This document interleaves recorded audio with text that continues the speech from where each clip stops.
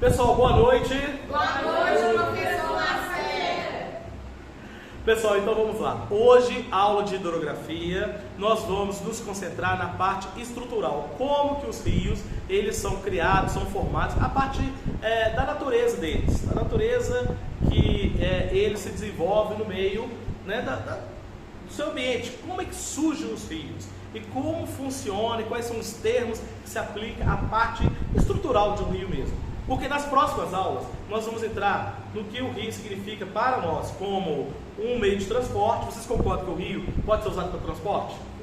Claro, né? Para economia, pesca, o rio socialmente, culturalmente, economicamente e até, gente, politicamente, afinal de contas, boas divisões geográficas do mundo, política, né, geopolítica, acontece com divisões de um estado, de um país entre outro, através de um rio ou de outros fenômenos geográficos. E o caso do rio é muito comum. E nesse aqui, então, hidrografia, hidro significa água, grafia, estudo. Então, estudo dos rios. E vamos lá começar com a apresentação do nosso rio fictício. Essas curvas azuis é o rio, gente. Pode não parecer, mas é um rio. É um rio como se a gente tivesse um drone, está sobrevoando aqui, por cima. E esse drone está vendo como é que esse rio funciona. Agora, gente, presta atenção já no detalhe. Esse rio tem muitas ou poucas curvas? Muitas curvas. Agora, presta atenção. Esse aqui é um rio típico de planície. Porque a planície, né? O próprio nome já fala planície, plano. Então, o que acontece quando é plano? O rio, ele é mais vagaroso, ele vai entremeando, então ele vai surgindo essas curvas. Agora, imagine o seguinte, um rio de planalto. Um rio de planalto é que o relevo, ele é mais acentuado. Com relevo mais acentuado, ou seja, a água sempre corre para o mar, né? Geralmente. Nem todos os rios ele vai desaguar no mar, na sua foz é no mar. Aliás, pode ser no mar, mas não no mar aberto, pode ser no mar fechado, eu vou explicar isso mais adiante.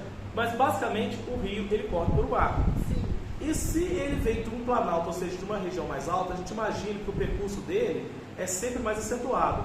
Portanto, a pergunta, qual o rio que vocês imaginam que tem as suas águas mais aceleradas? O do planalto, área de montanhas, ou da planície?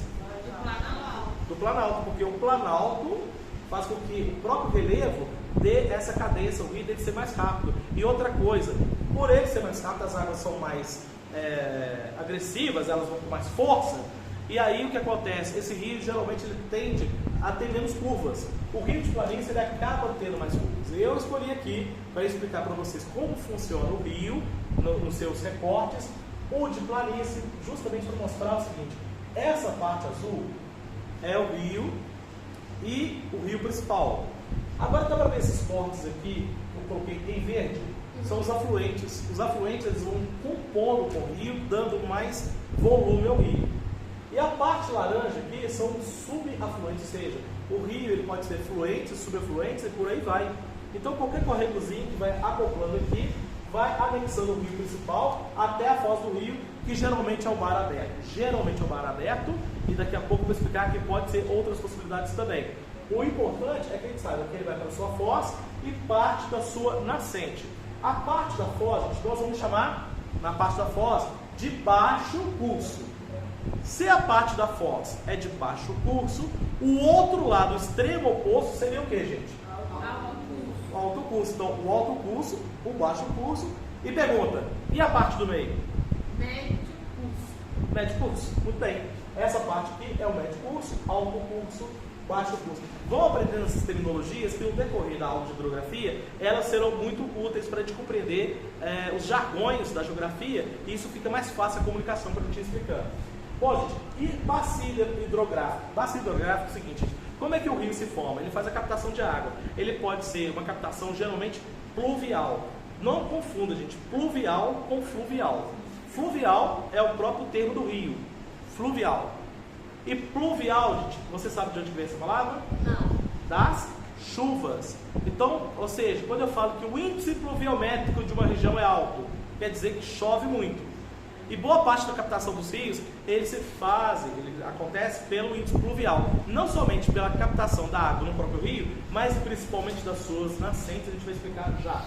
Mas, o fato acontece o seguinte, dá uma olhadinha aqui nesse desenho. nós temos aqui um divisor de águas. Vocês escutaram essa expressão divisor de águas? Sim. Ah, isso aqui é um divisor de águas, a partir daqui é outro momento. Divisor de águas, por exemplo, lá em São Paulo, nós temos a Avenida Paulista. Ela é um divisor de água entre duas grandes bacias. Quem conhece São Paulo aqui, sabe que lá tem o Rio Tietê, já falaram do Tietê, gente? Sim. E do outro lado, o Pinheiros.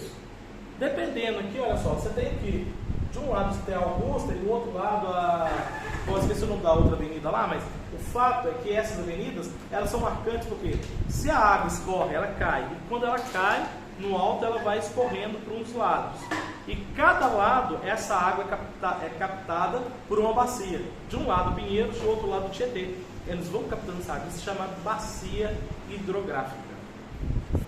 Pessoal, uma coisa interessante é que o Rio Amazonas ele é nival. O que significa isso? Parte da captação das águas dele vem da neve.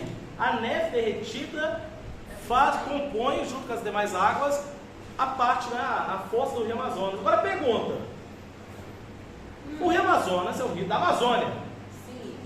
Na Amazônia tem neve? Não. Se na Amazônia não tem neve, de onde que vem essa neve? Eu acabo de falar categoricamente que compõe as águas do Rio Amazonas. Gente, o fato é que o rio ele é muito grande. Então todo o distanciamento do rio, da sua foz até a sua nascente, ele sai da região amazônica e vai para onde? Lá para a Cordilheira dos Andes. E lá na Cordilheira dos Andes, lá sim tem neve. E essa neve derretida compõe com o rio.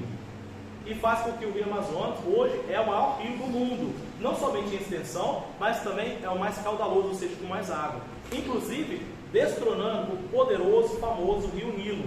Inclusive, falando de Rio Nilo, eu quero que vocês fiquem com o Rio Nilo aí no coração de vocês, porque na próxima aula que nós vamos falar em história sobre o crescente fértil, né, a aula de história, eu vou falar muito do Rio Nilo. Por hora, vale dizer que o Rio Nilo, que era considerado o maior rio do mundo, não é. Por quê, gente? Está lembrado ali no gráfico anterior? Eu mostrei para vocês o rio principal, e no rio principal eu mostrei que tinha os afluentes. Então, olha só, aqui está o rio principal, e aqui segue o Rio Amazonas. E essa aqui é uma nascente. E nós descobrimos que essa nascente que nós supunhamos que era uma nascente, na verdade, ela se estende, ela vai mais ao longe. Portanto, ela é o braço maior desse rio. O que faz com que o que nós supunhamos que era a continuação do rio, na verdade é só mais uma nascente. Porque é o braço mais extenso do rio que compõe a sua trajetória principal. E nós descobrimos que o braço do Amazonas era maior, portanto hoje o Rio Amazonas é o maior rio do mundo. Exatamente, superando o rio Nilo. Legal isso, né? Ganhamos nisso aí. Pessoal, e agora a pergunta, gente. Eu expliquei para vocês o que é pluvial, captação de água pluvial. Como é que forma uma nascente? De onde surge tanta água para que o rio se forme? Gente, através das nascentes. E o que é nascente? A gente pode dar um nome para isso, chama afloramento. O que acontece? As águas da chuva vão cair no solo. Essa primeira parte, que se for de laranja, é a parte sedimentar. Vai fazer uma filtragem dessa água e vai compor isso aqui, que a gente vai chamar de lençol freático, que é barrado por rochas que estão lá embaixo. Então, esse lençol freático aqui é tipo um rio subterrâneo. E quando esse rio vai encontrando umas partes com maior declive, vai apitando aqui uma aguinha. Essa aguinha bem singela, bem pequenininha, mais à frente vai ser um rio poderoso, grande, como todos os grandes rios do mundo. Aí vai o São Francisco, o Tietê, o Arrudas, todos os rios começam com água bem clara, bem límpida, mas bem pequena. E no decorrer do processo é que ele vai incorporando outras fluentes, incorporando a própria água da chuva que vai caindo dele, todas as bacias hidrográficas, vai contribuindo, fazendo uma vaquinha de água para que o rio se torne mais poderoso. E essas rochas, então, ela tem uma função preponderante.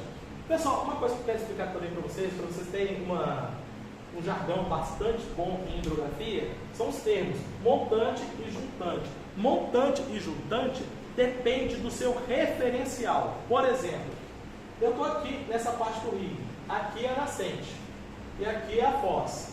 Se eu estou aqui no ponto A, o ponto B está mais perto da foz. Se o ponto B está mais perto da foz, o ponto B é juntante do ponto A, porque o ponto B está mais perto da foz, então ele é juntante.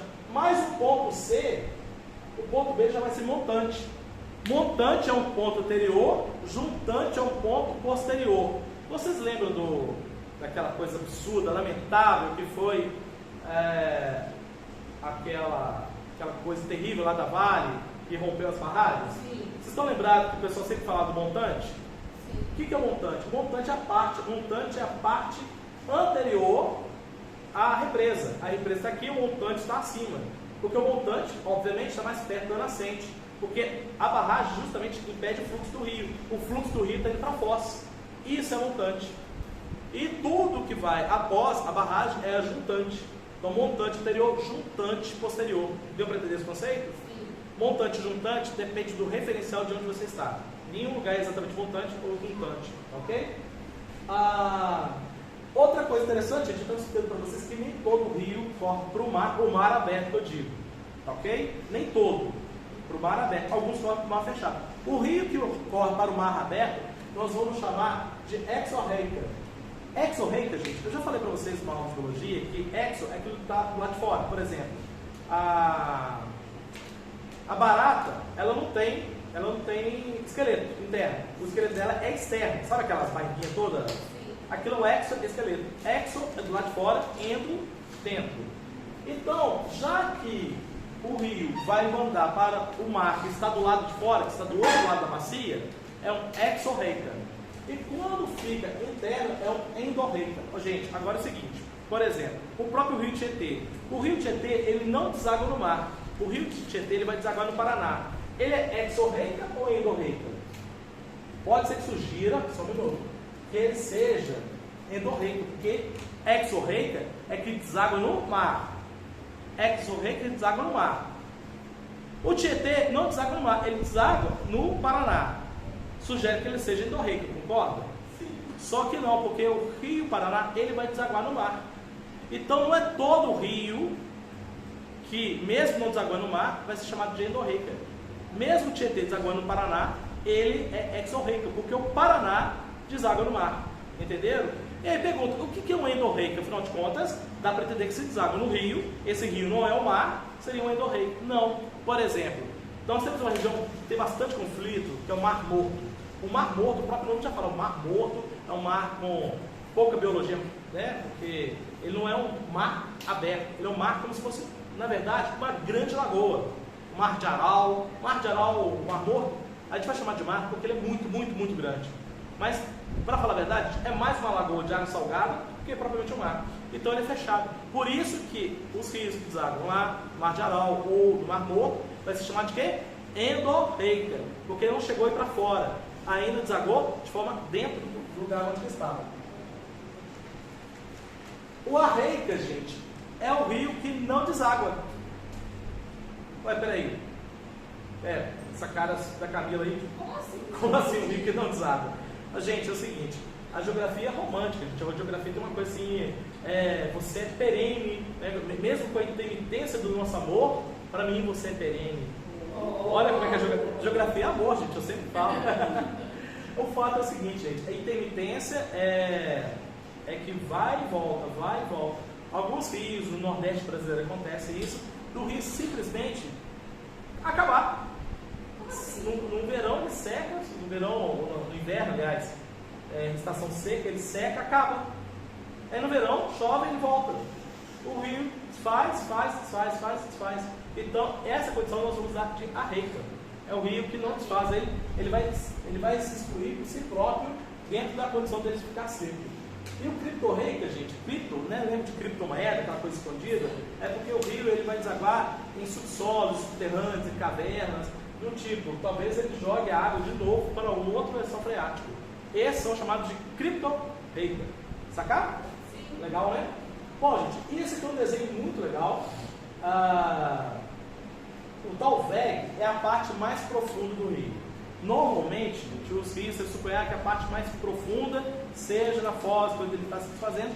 Nem sempre, existe boa parte dele que pode ser mais profundo no decorrer do processo. Geralmente são as regiões mais navegáveis, talvez tenha até uma pesca diferenciada. Ele tem uma depressão aqui dentro dele, lá no decorrer dele. Isso aqui é chamado de Talveg. Inclusive, essas regiões servem muito politicamente para ser a região onde vai dividir um estado do outro, um país do outro, porque são regiões em que geralmente o distanciamento do interfluxo é maior, ou seja, quando ele sobe, a vazão dele está mais alta.